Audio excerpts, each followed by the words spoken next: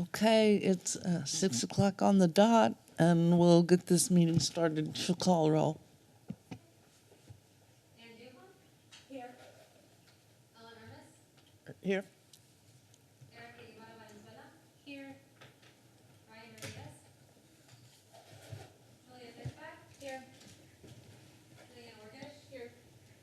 And our brand new board member, Chanel Walker. Here. Welcome.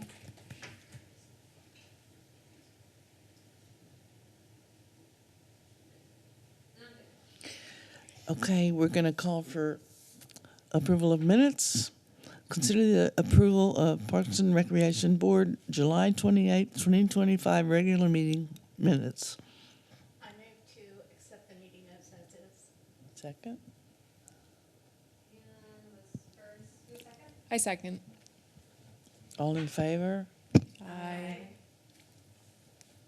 Sounded unanimous. Next is the citizen comment period with Parks and Recreation Board. The Parks and Recreation Board welcomes comments from citizens early in the agenda of the Parks and Recreation Board meeting. Those wishing to speak are encouraged to sign in before the meeting begins. Speakers may be provided, oh, that was the gavel, fell. Speakers may be provided with opportunity to speak during this time period on any agenda item or on any other matter concerning city business, and they must observe the 3-minute time limit. We have a request from Kenneth Rocha, and if there are any other requests, bring them up. Good evening. How are y'all? Good evening. Kenneth Rocha, Hometown Kyle. And my timer, I'll watch. All right, I'm here tonight to ask for more clarity and transparency on how the city is funding and delivering our parks, trails, and other functions of Parks and Recs through the 2020 Parks Bond, the 2022 Road Bond, and the August 2025 approved GO bonds, and urge this board to advocate for a transparent outline of all the bond-funded parks, trails, and beautification projects, including funding sources and current status. Residents supported these bonds, understanding that they would provide not only infrastructure improvements, but also important community amenities. However, it's still not clear how the funding is divided between Parks and Rec and the other departments or projects.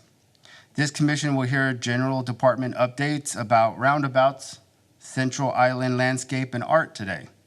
Yet the roundabout capital projects, based on the city's data portal, falls under the Transportation CIP and not found under the Parks and Recreation CIP data. Also, there is still no design information about each segment of the Vibe Trail. Please asking for an update of that. So I'd like to respectfully ask the board to advocate for the following. First, a clear breakdown of funding sources related to each project being paid for by the 2020 Parks Bond, which ones come out of the 2022 Road Bond, and which are funded by grants and CIP allocations. This includes all roadway bond projects that have Vibe Trail or roundabout beautification elements. A simple outline of roles and responsibilities related to the Vibe Trail and roundabout elements, which pieces are led by Parks and Rec, which pieces are led by Transportation and Public Works, which are handled by parks specific to the Vibe Trail, and Parks Master Plan. And where does the general engineering consultant fit into all of this? As they were the ones asked to respond to me about aspects of the road bond design and adherence to the Vibe Trail ordinance and parks. I do want to applaud city staff and David's team for seeking out grants that should be highlighted more, so I appreciate what you all do. Thank you. Anyone else?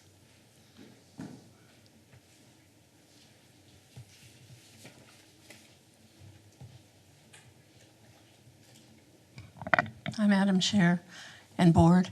My name is Betty Conley. I live at 87 Eagle Creek Drive in Kyle, Texas. And I just have a comment. I'd like to see for the disabled why the minutes of any of the meetings are not posted online so people can see or read those minutes. So can y'all check into that? And I'll also let council know too, because there's a lot of people out there that are I have a lot of hearing and seeing problems with people, and we'd like to have those minutes when they're asking questions. We can see what you did and what you accomplished. Thank you for all your work. We'll go on to staff reports. Item 4, receive a report, hold a discussion, and provide staff feedback regarding general departmental updates on new staff, community events, programs, aquatics, staff recognitions, park partnerships, and capital improvement projects. Amy Garcia. I'm going to go ahead and go through the monitor is not working though. So some of our updates, I've lost it all. We did too. Sorry, if you can just That's bear all right. with us for 1 second. Oh, It's here we go. back. Here we go. It's coming up. All right, just a quick overview. I'm going to go over some community events, programs, aquatics, and then I'll pass it over to my colleague, Chris Escoto, to give updates regarding CIP and Park Board upcoming meetings.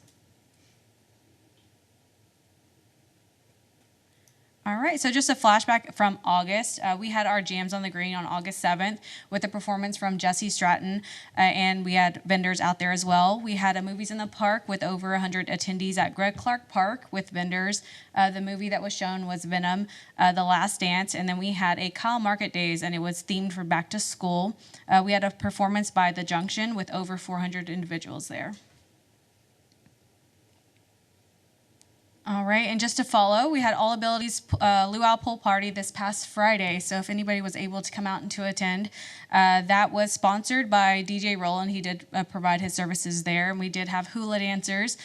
We had over 70 individuals there for this event. Registration was updated as of Friday. And then we will have a back-to-school dance this Friday, August 29th. If anybody is interested in coming out, we are asking for volunteers, or if you have anybody that is interested in registering, registration is still open.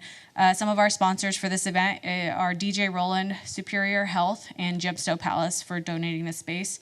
And then we had Special Olympics Bocce. We had the competition on August 16th with 7 athletes, and they all medaled in 1st through 4th place. Just to continue our August, we had our first inaugural T-ball season. So if anybody was able to come out to Greg Clark Park, the season did wrap up on August 11th. We served over 110 participants with over 40 volunteers supporting those as coaches. And then some of our highlights from this program, we just focused on skill building. Again, this was our first time hosting this type of event at Greg Clark Park. We did have a lot of feedback and a lot of engagement with this program, so we're hoping to bring it back again, hopefully before the end of this year, if not for the spring. We had our Social Squad program under the Therapeutic Recreation Division on August 19th. This was hosted at Parks and Recreation Republic Building. This event is for 18 and older adults with individuals with disabilities. And we had our Paint and Sip program with 11 participants, and we featured a cactus artwork. And this was also done at the Parks and Recreation Republic Building as well. All right, and then if you all would like to join us this Friday, we have our Steeplechase playground ribbon cutting.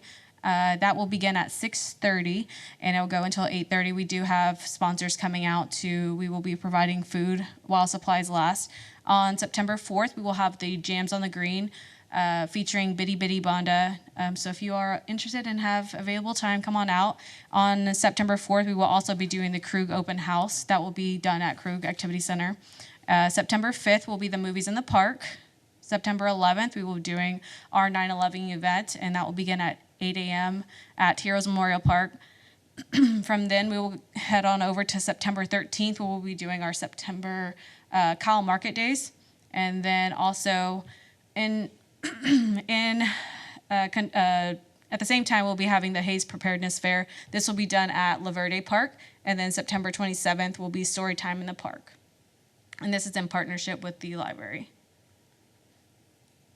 All right, some of our programs. So just to highlight, our 9-week camp has concluded. The season was from June 2nd all the way to August 1st. We did not have camp the week of July 4th. Some of the offerings, we did take our campers on 3 field trips for the week. We did arts and craft programs and activities, outdoor and indoor. The camp was a day camp, so it went from 7:45 to 5:45. This was done at Live Oak Academy. This was the first time utilizing Live Oak, and the grade level was 1st to 9th grade. Some of the staff, we did have 2 assistant directors, 2 head counselors, and 16 counselors, and they were all divvied up between the teen and the youth.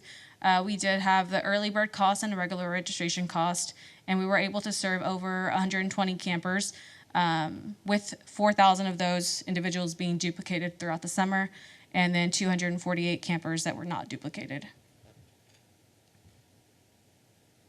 Some of our upcoming programs, we will have youth basketball registration opening in September, as well as a pickleball tournament and another social squad program, paint and sip, and then we will be attending the Special Olympics swim competition as well on the 21st. For aquatics, just a reminder, this weekend will be the last weekend for open swim at the James Atkins Pool. The splash pads will remain open until September 23rd. And we had our banquet for our Kyle Kudas, which is our swim team, on August 7th. And then we had our dive-in movie as well for the month of July. All right, and I would like to pass it over to Chris. Good evening, Chris Escoto, Deputy Director. As Amy alluded to, I'll be going over the CIP updates. The first one being the public art and landscape roundabouts. As a reminder, this is an item that's been in the works now for a number of months. There are several roundabouts that are being installed throughout the city. Some of them are highlighting some landscape components, public art components, as well as signage components. So right now where staff is, Parks and Recreation does oversee the public art aspect of it. We do also have the Arts and Cultural Committee. So that is something that we're working hand in hand with the Arts and Cultural Committee to solidify that scope, with us anticipating that item to be presented to them next month.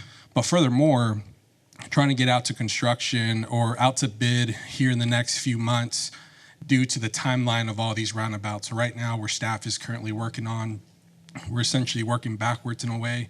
When are these roadways going to be completed in order for staff to identify when those public art components need to be installed? So that's one of those avenues that we're looking to work with currently, and partnering with engineering as well in that regard. From a public art RFP standpoint, there was an RFP that was put out to bid last year, where we're solidifying and finalized all of that earlier this year. There was a delay with the delivery of a contract due to some legal language. So originally the time frame for this project was to begin really production this month. But that hasn't quite happened due to that reason. So right now we did finalize the contract, and we are looking to start production here this upcoming month. Right now we're looking at about a 6-month timeline, so that puts us into mid-spring or so, or early spring, I should say, for completion of that project. From a public art master plan, this is an item that we've been providing you with a general update on. As I mentioned, the Parks and Recreation Department oversees the public art program. This is an active project from a master planning standpoint that we just solidified and completed the surveying component. There was a total of 334 responses that were received. There is a number of meetings that are still to be had with certain stakeholders that affect the public art program, but that is something that we'll be bringing forward a preliminary draft to not only the Arts and Cultural Board, but also Park Board within the next couple months to just give you a general outline of the various feedback that we received to date for the public art program. The Silverado HOA Park, this is a project that is well underway. Currently, we are working with the consultant to update the floodplain study for that area, with that target completion being this upcoming month. We do foresee having 100% plans in October. As a reminder, this is something that the city already had 90% completion on those construction plans. So we're really just doing that QA/QC, but also conducting that floodplain study just to make sure that we're not impacting any of the surrounding area. Vibe Trail standpoint, there are a number of Vibe Trail projects that are occurring, with the last one that I just mentioned being one of those, and the second one being the Plum Creek East Trail. This is a Waterleaf connection to Bunton Creek Park. As I believe I mentioned this past meeting, but one of the things that we're experiencing is the coordination with water and wastewater departments, from the sense of the installation of their project and the overlapping of this trail project, where we're not necessarily putting trail that's going to be impacted by new utility lines. So one of those components is we're trying to find that right timeline from a sequencing standpoint on when should those projects be combined together. Should we wait for the utility line and then do the trail? So those are the conversations that are being had currently with those respective consultants to solidify what that timeline is right now. We are looking, as well as some additional acquisition from an easement standpoint, that just trying to clarify some language. So that is probably going to cost a little bit of a delay for that project. Originally, this was something that we wanted to have, as you see on screen, we wanted to have the bid opening this fall. But due to that small little detail but significant impact, we wanted to make sure that we're checking all those various avenues, because again, the last thing we want to do is break ground, install the surfacing, and then it gets impacted by the utility lines. So from a TA grant standpoint, Can I ask a question yeah, real quick of course. about the Vibe Trail? And it's not necessarily related to this, but I just recently moved to Cool Springs and they have a trail there that's like a green signage versus Bunton Creek that has a different sign. So I was curious. I think last year we talked about keeping the signage consistent throughout the city. Are we changing that up? So I do have an update on that on this presentation deck from a signage standpoint.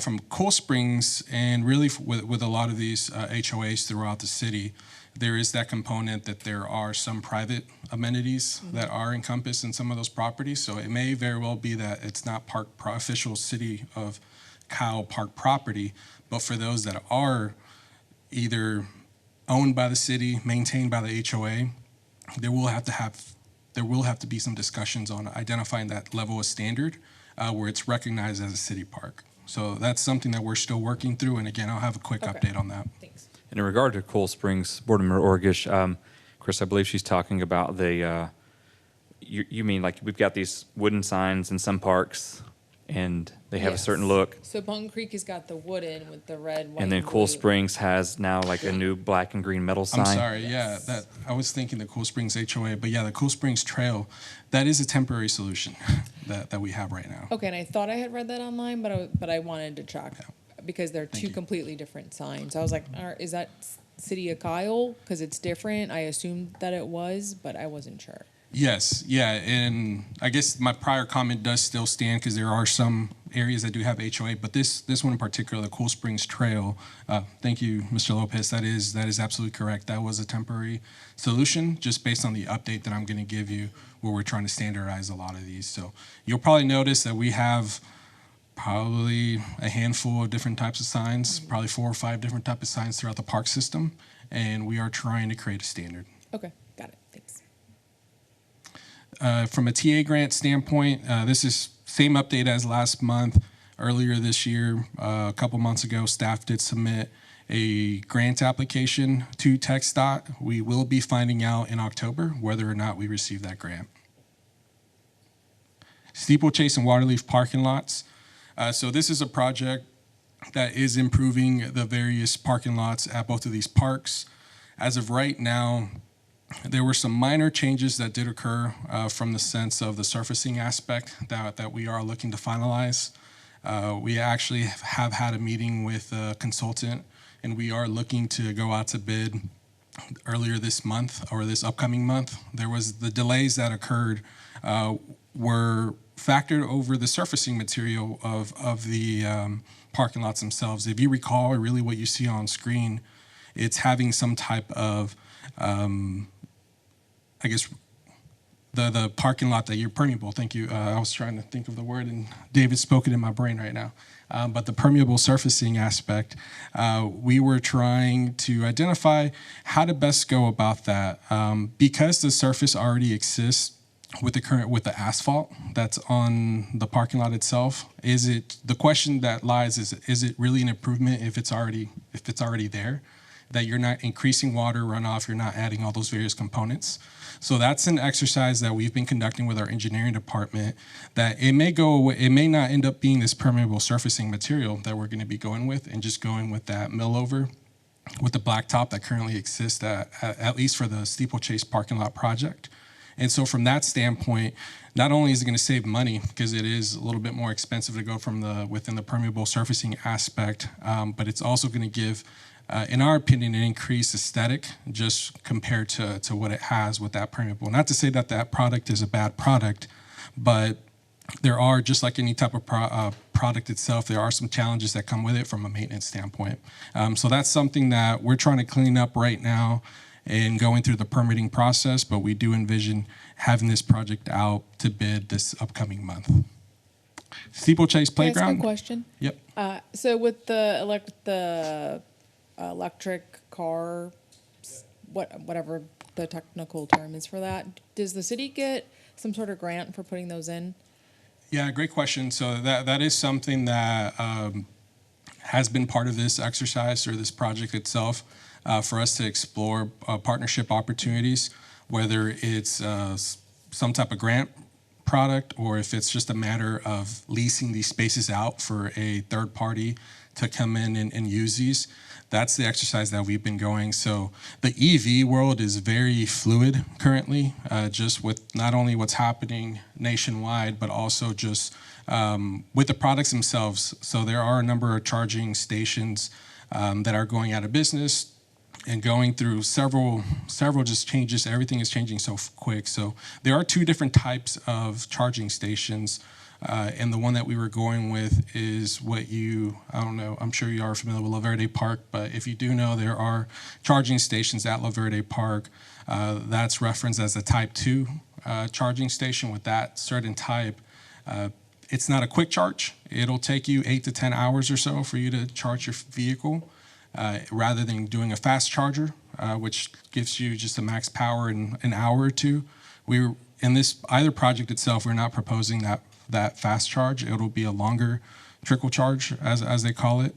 But that is a alternative bid line that will be added to the project itself. So regardless, this project will have base specifications for us to have conduit in the ground. So if, for whatever reason, the city does plan on moving forward in the future, we can at least already have the infrastructure in the ground to connect.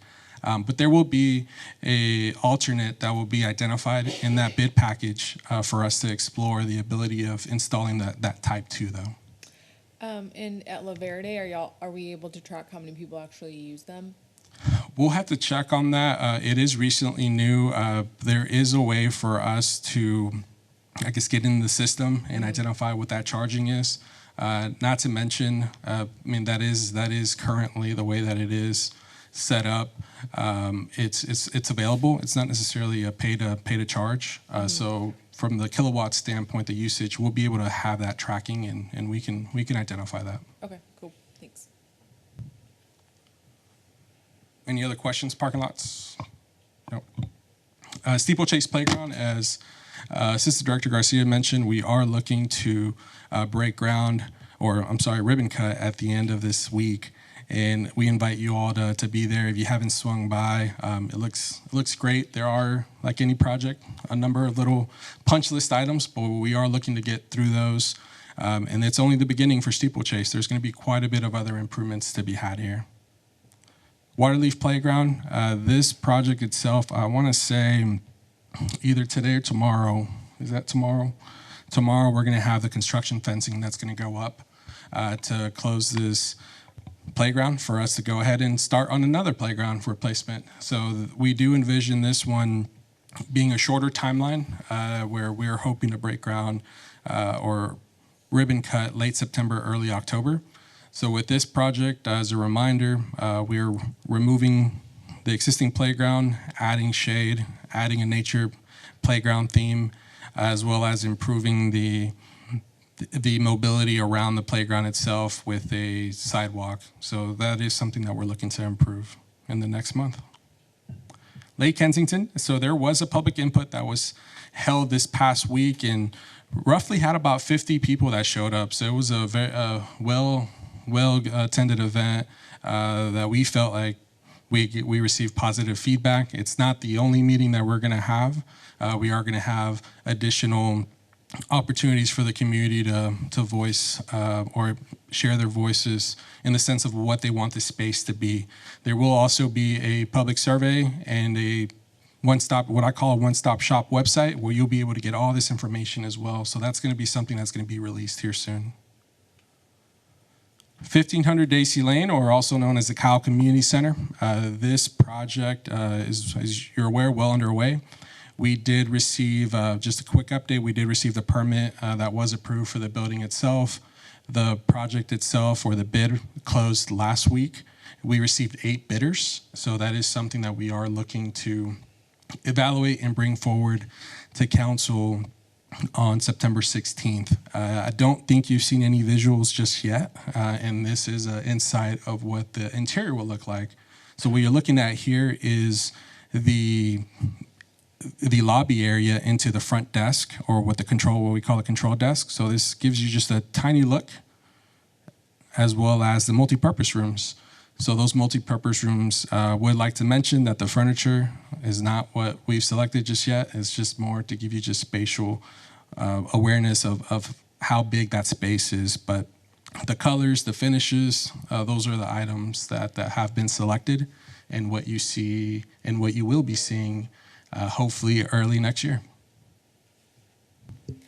Chris, up until just now, I've only heard y'all refer to it as the senior center, and you just referred to it as a community center. Has its function changed? It has not, but from the beginning, we did see this as an opportunity it will house senior programs. It will have partnerships with CAS, but one of those components that we are looking to do is open it for rentals, similarly to what we have the Krug Center being. So one of the decisions that got brought forward a couple months ago, I believe, was the naming of the facility, where the Kyle Community Center was that consensus from a city council for the facility itself. And just to add to that, it's just a placeholder name, but it's just to emphasize the community aspect of the space. Although the primary tenants will be CAS and the seniors, there's opportunities after hours for some recreational programming, for meeting spaces, and so we just wanted it to be inclusive and generic. Yeah, and just what you see here on the render, I mean, ideally, this entire facility, you'll be able to open up this entire area where you'll have 6 multi-purpose rooms, essentially all wide open. The only thing that will be fixed is what you see here on this entryway. It's just that wall where that TV sits. But besides that, the rest of the building itself internally will be completely opened, just with those partition walls that are being installed, which are depicted there on the screen. Quickly, are you coming to it, or is there like a floor plan posted on the website or anything? You know, where it shows the different 6, and here's the lobby, here's the kitchen.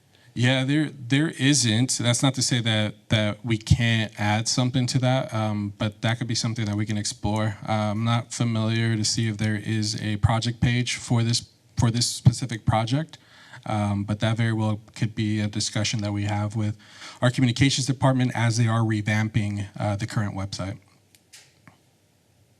Waterleaf Park restroom. So this is a project that you've all probably been hearing quite a bit about, the Button Creek Park restroom. So we have received confirmation from the manufacturer that this will be ready for installation early October. So currently what we're looking to do is start prepping the subgrade. So we're looking to contract this service out for us to be able to get the foundation, get the plumbing in place in order for us to have everything ready for this project to come in the ground. But as I mentioned with the Plum Creek East project, with that trail going through there are going to be a number of other improvements that are going to be occurring, such as the utility lines that's going to be going in there. So we'll have to sort of keep that in mind as far as the opening of the facility, just because of the construction area, but that will be something that will be installed this October. Skate park, the all-wheel skate park. So the all-wheel skate park, as you're familiar, there was a final concept that was presented to council and approved in July. Right now, we are moving forward with technical documentation with as early as October for us to start moving dirt. That hasn't necessarily been an update that we've provided, but due to the progression that we're having, and also just to get in the ground and start moving dirt, there is an opportunity for us to be able to, pending permit on behalf of the city, there is an opportunity for us to start breaking ground here in October with a ceremony being had before we break ground early October as well. So that's what we're currently progressing for, but we'll have further details here this next month. Sportsplex approval. So this was an item that did get brought forward from staff last month to Park Board. And we actually did have this meeting last week at council where this contract was approved for us to move forward with phase 1. As a reminder, this is a project that does have park bond allocated from the 2020 that has $7 million that was identified, as well as a bond match from the county. So with that is the reasoning for this phase 1 approach. And as a reminder, there is a full-on master plan that does give you a big 3-digit number, or 6 digits, from 160 million or so of what it showed. Right now, that's the entire project. We're only showing just part 1, and then part 2, what you see on screen, is the ability for us to start identifying what this proposed recreation center could look like from a programming element. So from a fitness standpoint, from aquatics, from you name it, it's just taking a look at that approach and what is it that the community wants to see in this space.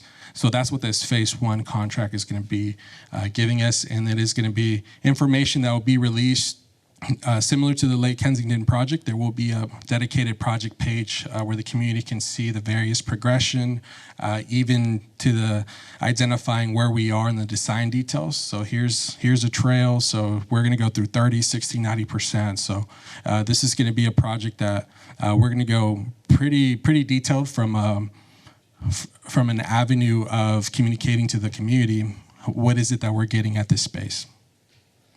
I wanted, Of course. 2 questions. With the upcoming election, there's a potential to pivot plans here, right, regarding some of our master plan. Do we have a potential transition plan in the event we get a new mayor with a different vision? And that could maybe be something we talk about next meeting? We follow the master plan that's been Okay. adopted. It's been adopted by the city and council, but with funding, we haven't identified any more than, and again, just for clarity, where you see part 1 on the map, although the entire outdoor portion of west of 1626 is going through the construction planning process, like for full construction documents. We're only funded for the area that says part 1, those 3 fields in the parking area south of the creek. And so those will move forward with full design, and we'll move towards construction. But anything above those funding levels is going to require some kind of a vote from residents. There's no other funding identified. The plan is identified. We just don't have the funding. Okay, so our plan is set. The master plan's been adopted officially, but in terms of phasing, could take, it could take a couple decades if you even moving Yeah. west of 1626. But the plan just says if you're going to do anything at this site, this is what's been adopted as the site master plan Okay. to accommodate some needs. We have a lot of needs in our community, as identified in our comprehensive parks master plan. This would help to shore up that gap for some needs, especially for rectangular athletic fields. And then my next question is, and I think this has been part of the pushback we've gotten from some citizens, is calling it Sportsplex, but then also referring to it as a recreation center. So is it and/or? Is it one or the other? It's an all-encompassing plan. It's just, it's terminology to identify the project for this site. It gets really confusing when not having the full feasibility and due Right. diligence needed for an indoor recreation center. There's so many different models. It could be field house, it could be sportsplex. We didn't want to change the name. We thought about this, like, hey, do we want to, since we're going a different direction that had more community input, do we want to rebrand this? And we didn't want anyone to think that we were doing a bait and switch on this. And so we wanted to be clear, this is the same project. It's just, this is the evolution of it. And so we chose to stay with the name Sportsplex. If that will change going forward, I'm not sure, but we want to be transparent regardless of what avenue we take in terms of naming. Okay, that makes sense, and the evolution that you just mentioned makes sense. Yeah, and we just wanted to be clear that this is, we're aiming for transparency of this whole process, that this wasn't a different project. This was merely an evolution. Now you're introducing public input and engagement as part of the decision-making for what the site will ultimately be. And it went through at least 3 different iterations throughout that process. And ultimately, we think we've arrived at what the community's essentially wanted. We're not sure for the recreation center, again, what that will encompass for the interior, but we have an idea from the master plan of what the community would like to see within the facility, so it gives us a good jumping off point. Yeah, and to add to that, the master plan as a whole does allow for the opportunities to, I guess, edit or modify certain items from a detail standpoint, but overall, the framework itself is, hey, here's this general consensus of what will go there, but the addition of structures, restroom, little things like that, those are the things that come further on in design. Also, the current issue of the Community Impact, that monthly newspaper that comes to free for all of our houses, the feature article, and that's, all of Hayes County represented in there, is all about the Sportsplex, and it goes over to a second page. There are some community concerns that went through like the fact-checking filter and didn't quite pass. So we'll see. Okay, thank you. A lot of places that communication could have failed. We're not blaming anybody, but there may be some questions. All right, park signage. This is an item that was brought up earlier. So this is a master plan signage plan that we're looking to go through. And what it is identifying that standard. So the idea is whenever you go to City of Kyle Park, you're at a City of Kyle Park from the monument signage that we're looking.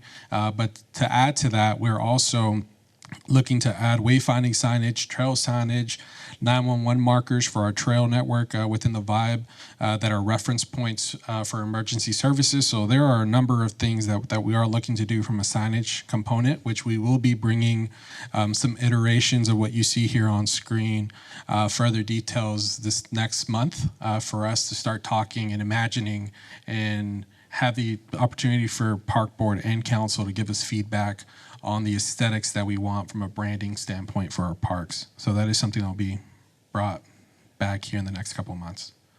I'm not going to spend much time on this item because we do have our consultant here from Azakura that will be providing you with an update of this project. But that is something that I just wanted to put on the screen for you all to just be aware that this is a project that the City of Kyle is currently working on, and specifically the Parks Department is managing the pocket park aspect, while engineering will be working on the roadway as well as the relocation of the live oak. And last but not least, just letting you know that we have had some meetings with some changes due to holidays upcoming here in November, December. So just wanted to provide you with those meetings that we'll be having over the next, or really through the remaining of the year. Can't believe it's already the end of 2025. And that's all we have. Any questions? Then we should call for adjournment, and the time we have is... one more item. Oh, I thought you covered all about the relocation. Oh, that's Will's. Okay. Receive a report, hold a discussion, and provide staff feedback regarding Old Stagecoach Heritage Oak relocation and proposed pocket park. Will Atkinson. Thank you, Ellen. Before you, we're going to be discussing the Old Stagecoach Heritage Oak Park. And we're pretty excited to have this presentation to y'all tonight. We're going to have a brief overview of the history of the project, the relocation status, and the park design presentation. We have a representative, Mr. Patrick Smith from Asakura Robinson tonight, who's on that team designing it. Just a brief history. With the 2022 road bond, the citizens of Kyle approved it, which included the rebuilding of North Old Stagecoach Road. The engineer plans show the need to relocate the iconic live oak due to the North Old Stagecoach Road improvements. And then on February 15th, City Council voted 6-1 to relocate the live oak. And then in May, the design contract with Asakura Robinson was approved also by City Council. Just a brief rundown for it. From a relocation perspective, we have another contract with a company called EDI, Environmental Design Incorporated. They are working currently on executing a 90 days of preparation for the tree, which is still in the ground. And they were wanting to make sure that the tree, from a health perspective, is beefed up appropriately before they move it. The road closures are anticipated to begin September 29th of this year, and they're going to close a section of Old Stagecoach Road between Cypress Forest Drive and Muscadine Drive, right there in hometown Kyle. Do you know where that detour is going? Not offhand. Because is it going through my neighborhood or is it going through Cypress Forest? I do not know the answer for that, but we can get you a response if you'd like. I'll be happy to do so. The tree will be out of the ground for about 2 weeks during the process, and it will be visible from multiple closure points. They're going to be taking it north up the Old Stagecoach Road, and then we're going to have it transplanted. We're also going to be sending out multiple social media posts about it as well. So, from a relocation scheduling perspective, what you see right here on the screen, I'm not going to go into a lot of detail about it, but essentially, starting at the end of next month, they're going to be mobilizing, and then they are going to be pulling the tree out of the ground very carefully. They're going to be adding it on the back of a large vehicle, and they're going to be moving it very, very carefully, about quarter to a half mile north of where it currently sits, which you'll see in the presentation, the location of it. This company comes highly recommended. They are the people in the Central Texas area to move and transplant trees. So we do feel like they are going to do a fantastic job. And now we have the presentation by Mr. Smith. Mr. Smith.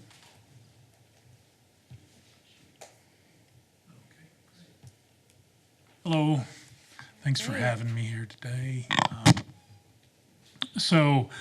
On May 23rd, we all met on the site, quite a big group of us, to review the project and talk about the goals and where we were headed. This exhibit here, I'm sure everybody knows where it's at, but we did a little map here so you could see where the park is going to be. And then we are focusing on three main principles for the park. The first, of course, is to move the tree thoughtfully and to preserve it. The second is, and this kind of came out of our first meeting, was to think about the cultural significance of this tree. So Old Stagecoach Road, it was the stagecoach route from Austin to San Antonio. That tree is probably in excess of 300 years old. People have been passing underneath that tree for the last 150 years and still are squeezing by it on the road there now. And we didn't want to let go of that. So that figured into the design concept and principles for the project and how can we retain that. The other thing is to have thoughtful planting design. And one of the things that we'll talk about here in a minute is just thinking about where we are in the region. Specifically, we're moving from a prairie landscape into the Edwards Uplift, which is kind of right where Kyle is located, and incorporating that into the planting design for the park, and then also working with city staff, and they really have done a great job of putting together a good plant list and working with that on the design.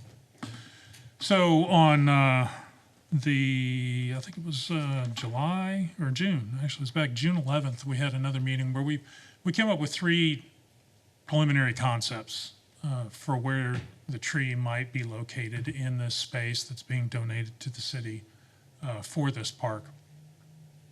And then we had some discussions about the 3 locations and the things that we liked about each of these various plans, and then we put that together into a final plan, which is what we see here. And so you can see the tree there in the center. That's obviously the primary element of the park and what we're talking about. And it's important for the tree to be visible from all sides, going north and south on Old Stagecoach Road. The tree being a primary element, another primary element would be a lawn, kind of a formal lawn area there that becomes a community gathering space that is adjacent to the tree. There's an existing drainage creek that runs through there, and we are looking to enhance that and make that into more, instead of just a kind of channelized ditch that takes drainage out of the neighborhood, turning that into a more naturalized dry creek situation, and then adding a rain garden element and a trash collector in that process, so that we're also, as we're finding a new home for this tree, creating a spot for community to gather together. We're also looking at how we can improve the water quality in the community. So the water that's then coming through there, we're going to enhance that and make that better. The other thing is trail connections. You can see in the plan on the right side there, we've highlighted where the tree is, which is further south there on Old Stagecoach, and then where we're adding it. And then by adding this path from Old Stagecoach Road through the park, you're actually creating a half-mile loop, walking loop right there that goes around that existing detention facility that's out there at the Sixth Streets neighborhood. There's also going to be a bridge element to cross over that, and then the landscape, what we were looking at doing with that, with the planting, is from Old Stagecoach, we're doing more prairie type planting and then transition that into more of Edwards Plateau type planting as we get to the western side there. And then that also allows us to create a little bit of density in the planting that creates a little bit of a buffer between those existing homes and then this new park element that's going to be there. Some of the details of what we were looking at there, you can see this is just a section through the park with Old Stagecoach Road on the left side. And then as we move across, there'll be some prairie plantings. There's some existing berms with existing cedar elm trees, and those are represented there. That smaller tree on the left, those are existing. We'll have the rain garden and dry creek there, and then we'll have the tree and the community lawn then to the right of that, you can see in that plan. One of the things that we did also working with city staff is protecting the tree. So having an element that is going to keep people from going underneath the tree until it can be fully established and healthy. And so we don't want a lot of traffic underneath the tree. So there's a design element with that aspect in mind. This is a view, if you're driving north on Old Stagecoach and you look up to the left, you can see the tree will be out there, the drainage way that comes through there, the community lawn there on the left side, and then those existing cedar elm trees are on the right. The idea with the path, the main path going through there, is to have a nice, an 8-foot wide section that is accessible and comfortable for everybody. And then we wanted to do a planting strip on either side of it with another band of concrete. And the idea behind that is to give the impression of the old Stagecoach Road. So as you're driving south on Old Stagecoach, you'll be able to actually look off to the right side and you'll see, this interpretation of an old Stagecoach Road that then moves off to the side of the road and goes underneath the old tree that we relocated. In addition to that, we'll have some interpretive signage along that trail to explain about the tree, about the planting, about the rain garden, and several other opportunities to educate the significance of the things that you're doing here. And so there's be some opportunities for that along there. And then we're also proposing some lighting on the trail so that that trail surface will be lit up, but keeping it a low profile lighting so we don't interfere with the night sky as well. And just some of the design elements, an old style ranch fence there in the upper right corner would be the element that we're suggesting to use to just kind of create a little backdrop behind the seating area that keeps people from going underneath the tree so we can protect the root system. And then, trying to evoke a little bit of the feeling of the history with maybe the benches and the bridge might have a little bit more of a rustic feel to it. Obviously, when we do the design, we want to think about maintenance and long-term, that we want to do things that will last, of course, but we also want to be able to, like I said, evoke that imagery of the history of what we're trying to showcase here. And then one of the trails will actually have a low water crossing where it'll kind of come down lower in the creek. And although we're not proposing any kind of play structures or anything like that, the dry creek, the trails, the lawn, it will provide recreation opportunities for families out there in the park. And that is the plan there. So don't know if you have any questions or. I have a question. Are you working with the city's conservationist as Yes. you're building this out? Okay. Yeah, he's provided the plant list, and the fencing around the tree was Chris's idea, so I've been talking to him about that. Eventually, the fencing will come down, right? We'll be able to go underneath the tree? Yeah, I think that is the, up to your conservationist, so. Okay, well, we're building a park for a tree, but we can't enjoy the tree. Oh, you'll be able to enjoy the tree. And so, if you look at the tree right there, we do have seating all around the perimeter of the tree with a path. And then also, I forgot to mention, we also have a water fountain that we're proposing to add out there as well. But for the time being, it's going to take, I think in general, you wouldn't want to have a lot of traffic underneath that tree for at least 5 years. Oh, okay. It's going to take it's quite a shock to the tree to move it. But, Sure, yeah. I completely understand that. Yeah. But I was on council when this all came up, and Sure. it was a big deal to the community. And I think that we need to be pretty explicit, because I think that they'll kind of have the same thought I did. We spent all this money to build a park for a tree, but we can't sit under it, have a picnic like they did, in the Stagecoach days. They would stop under that tree and have a picnic and, just a thought. But I think that we need to be very explicit and let the community know, and let them know why we're doing it, because they may not understand the shock and all of that.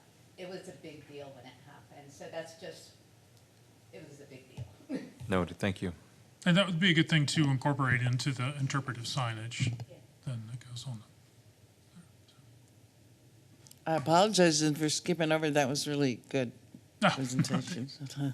Yeah, I think it's going to be a wonderful park for the city.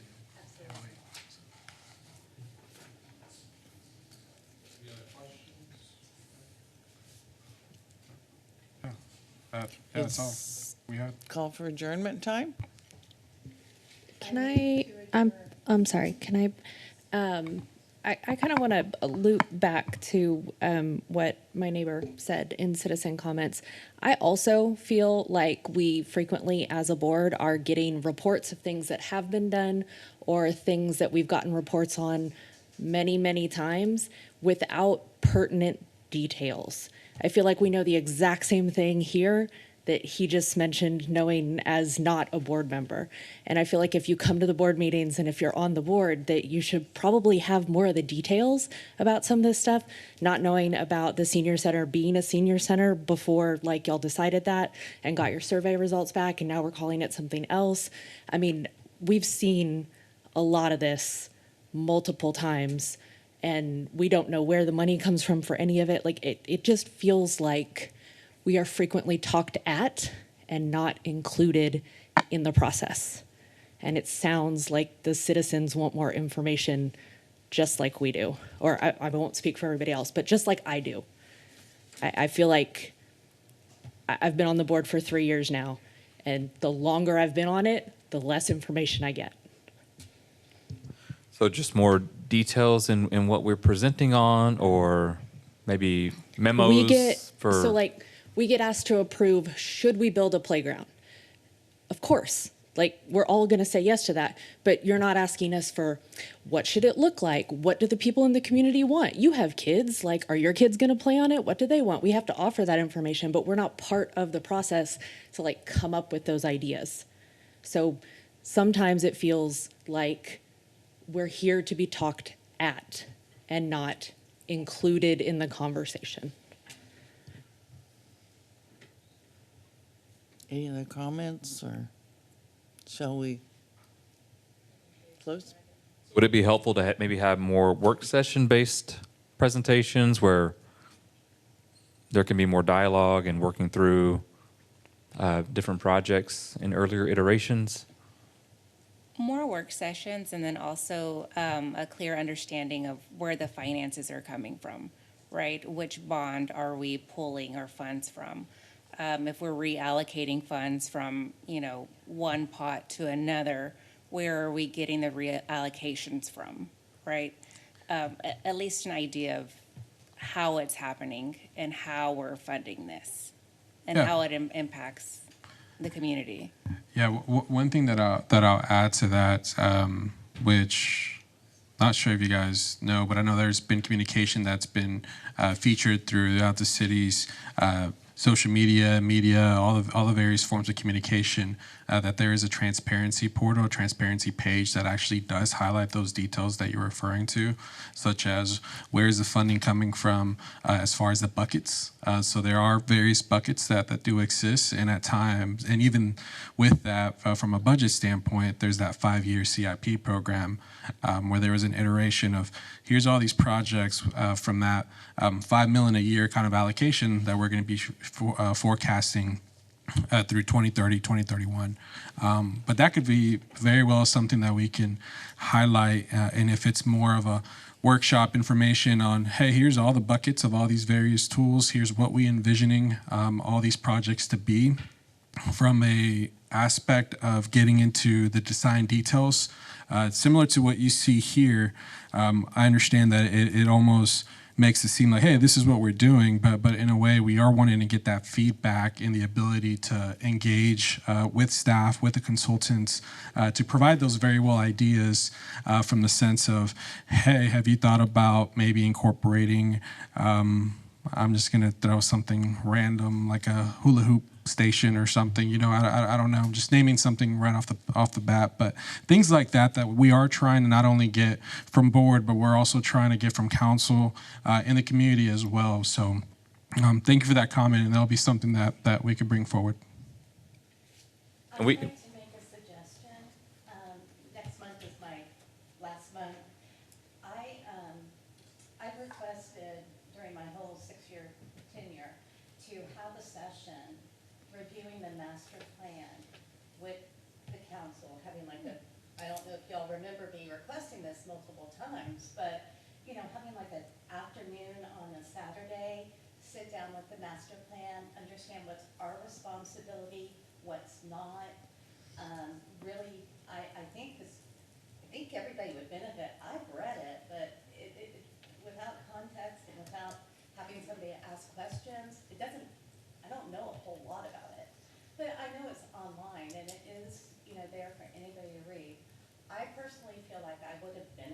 on that, and this was all requested prior to y'all's tenure, but I would highly recommend it.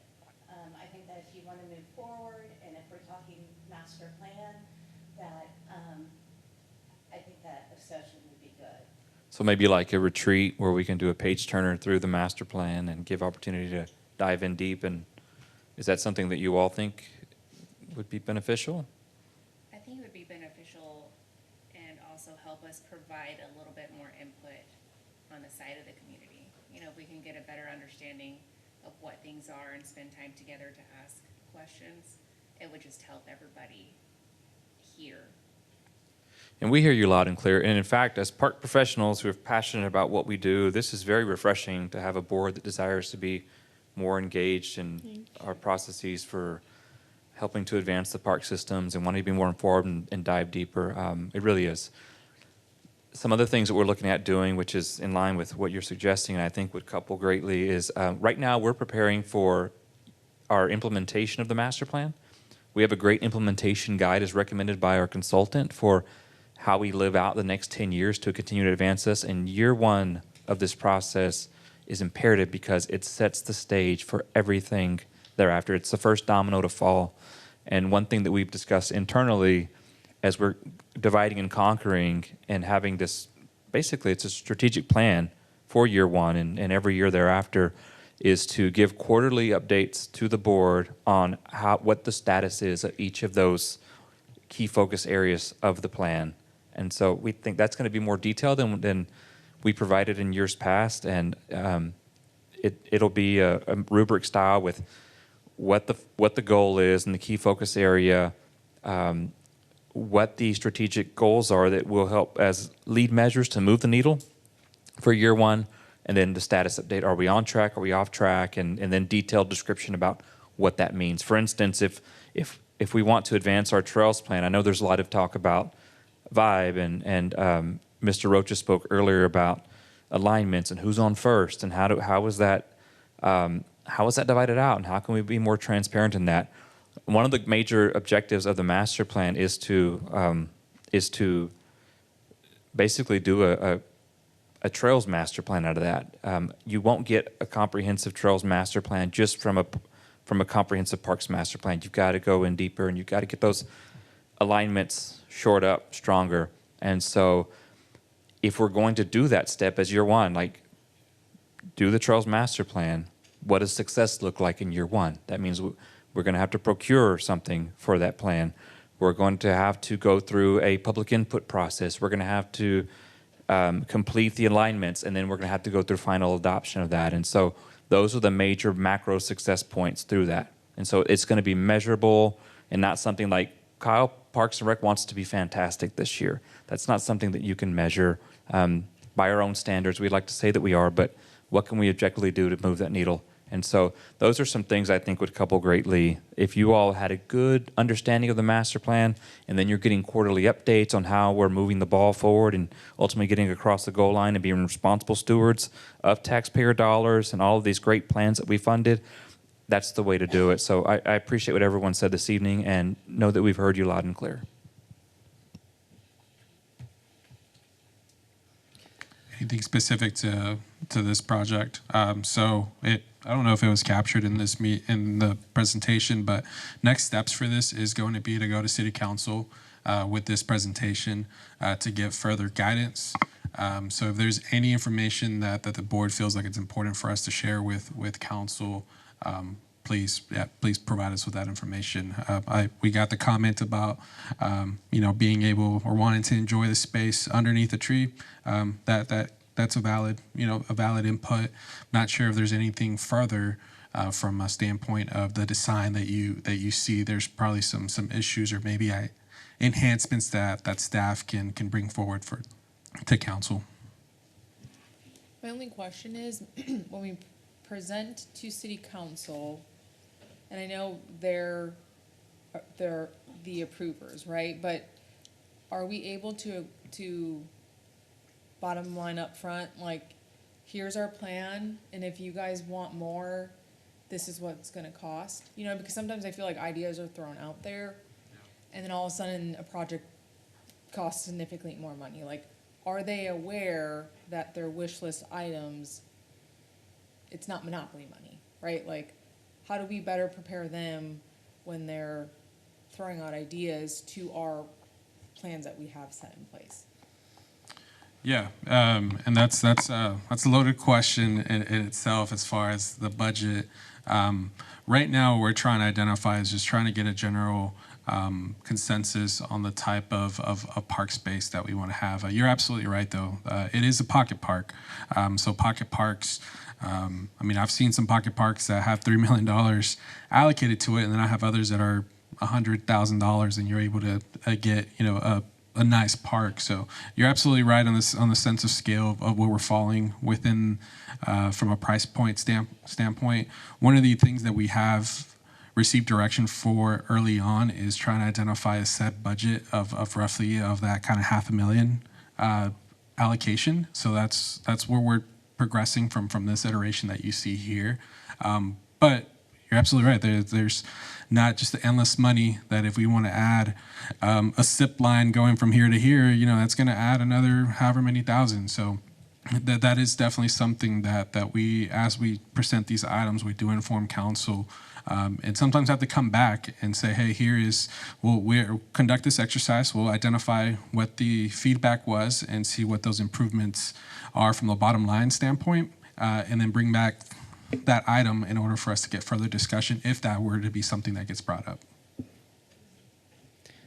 In regards to this plan, I love the path with the ruts, the simulated ruts in it. I think that is awesome, and it's perfect for stagecoach like park.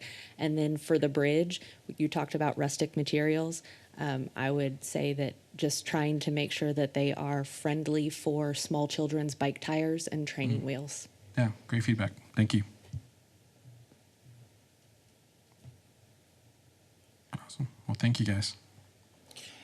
Should I call for adjournment again, or because we? Okay. And y'all got who made the motion, who seconded, right? No, you can do it again. You can do it again. Okay. Call for adjournment. I second. All in favor? Aye.